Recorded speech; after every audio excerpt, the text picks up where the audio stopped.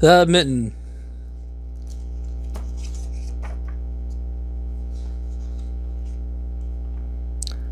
Once there was a boy named Nicki who wanted his new mittens made from wool as white as snow.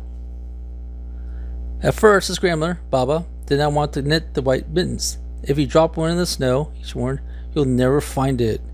But Nicki wanted snow white mittens, and finally Baba made them. After she finished, she says, "Would you like to come home? First, I would like to see if you're safe and sound, but then I would like to see if there was a snow white mittens." So off Nicki went, and it wasn't long until one of the new mittens dropped in the snow and was left behind. A mole tried and tunneled around to discover mittens and buried inside. It was cozy, warm, just the right size, so he decided to stay. A snowshoe rabbit came hopping by. He stopped for a moment and admired his winter coat. It was then he saw the mitten, and he waggled it. First, the mole didn't think there was room for both of them, but then he saw the rabbit's big kickers. He moved over. Next, a hedgehog came stumping along, having spent the day long under wet leaves for things to eat. He decided to move into the mitten and warm himself. The mole and the rabbit were bumped and jostled, and then being argued with someone covered with pickles. They made room. As soon as the hedgehog disappeared in the mitten, a big owl, attracted by a commotion, swooped down. Then he decided to move in also. The mole, the rabbit, hedgehog rumbled, but then he saw Owl's glinty talons. They quickly left him in. Up through the snow peered the badger. He eyed Mitten, banging to climb in. The mole, the rabbit, the hedgehog, the owl were not pleased. There was no room left. And then they saw his diggers. They gave him a thumb.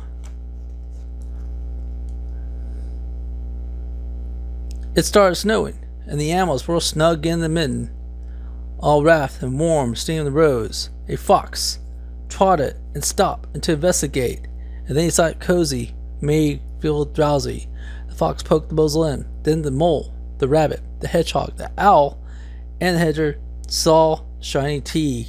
They gave the fox lots of room.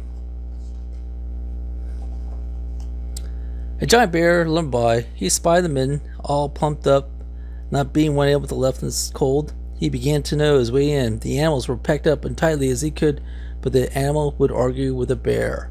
The mitten swallowed, stretched, and he pulled, plugged too many times the size, but almost knitted, held fast. Along came a meadow mouse, no bigger than an acorn. She wiggled into the one space left and made herself comfortable on top of the great bear's nose. Yay! The bear tickled the mouse's whiskers, gave an enormous sneeze. Achoo! The force of the snows and mitten up in the sky and scattered animals in all directions. On his way home, Nicki saw the white shape in the distance. It was Lost Mitten, shrouded against the blue sky. As he ran to catch a snow white mitten, he saw Baba's face in the window. And first he saw to see if it was safe and sound. Then he saw he still had new mittens.